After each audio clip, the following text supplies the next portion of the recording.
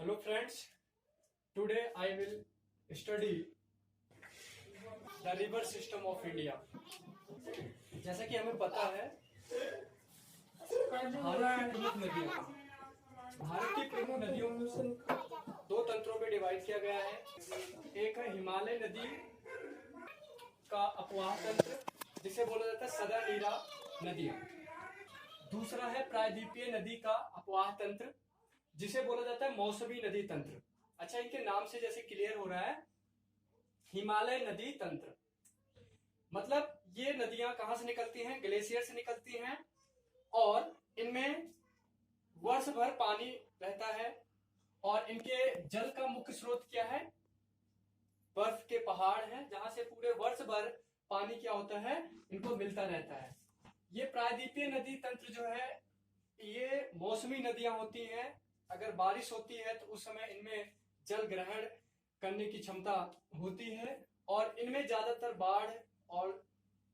बाढ़ जैसी समस्याओं का उत्पन्न होना स्वाभाविक है, क्योंकि ये मौसमी नदियां हैं तो ये उथली होती हैं और जब बारिश होती है तो इनमें जल अचानक बहुत ज्यादा बढ़ जाता है, जिसके कारण इनमें क्या होता है, बाढ़ आने की समस्याएं पैदा होती हैं। अब आता है, सबसे पहले मैं यहाँ पे डिस्कस करूंगा, आज मैं हिमालय नदी तंत्र के बारे में डिस्कस करूंगा। तो सबसे पहले हम चलो let's be study the mountain river system. Okay, तो सबसे पहले आता है इसमें जो है जो हिमालय नदी तंत्र है इसको तीन भागों में विभाजित किया गया है। अगर मैं पहली बात करूं तो सिंधु नदी तंत्र। जैसे सिंधु नदी तंत्र क्या है, ये भारत में तो इसका बहुत ज्यादा आर्थिक रूप से इसका महत्व नहीं है, क्योंकि भारत में ये जम्मू कश्मीर के कुछ ही क्षेत्र में जो है ये बहती है, लगभग बहुत कम एरिया जो है कवर करती है। सबसे ज्यादा जो है ये पाकिस्तान की जीवन रेखा इसको कहा जाता है, क्योंकि पाकिस्तान की ज्यादातर जो भी जो है सिंचाई वाला जो क्षेत्र है वो सिंधु नदी तंत्र का ही है। इसकी लंबाई अगर बात करें, सिंधु नदी की लंबाई है 2880 किलोमीटर है, पर इसका भारत में जो है ये बहुत कम प्रवाहित होती है। सबसे ज्यादा ये जो है पाकिस्तान में प्रवाहित होती है और एग्जाम के पॉइंट ऑफ व्यू से ये कहां पे जाके मिलती है, तो ये अरब सागर में जाके अपने जल को क्या करती है, प्रवाहित कर देती है। अच्छा, इसका उद्गम कहां से होता है? बोखरचू जो है हिमालय जो है कैलाश पर्वत से इसका जो है उद्गम होता है, बोखरचू।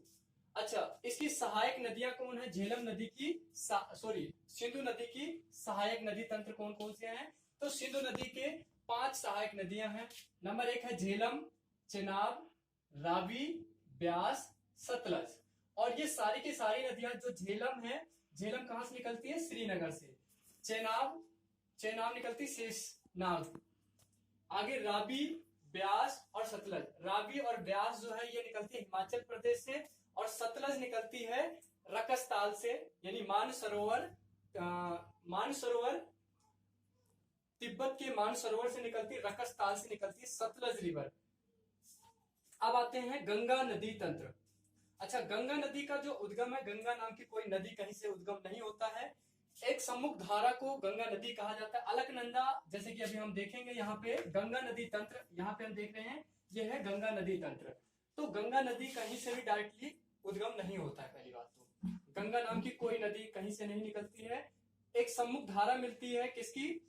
अलकनंदा और भागीरथी कहाँ मिलती हैं? देवप्रयाग में।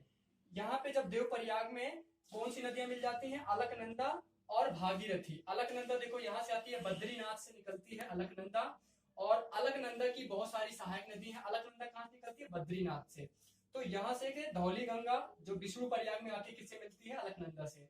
मंदाकिनी जो कहाँ आके मिलती है? यहाँ पे कर्ण प्रयाग में। मंदाकिनी और पिंडार दो नदियां हैं, मंदाकिनी और पिंडार। कौन सी नदियां हैं?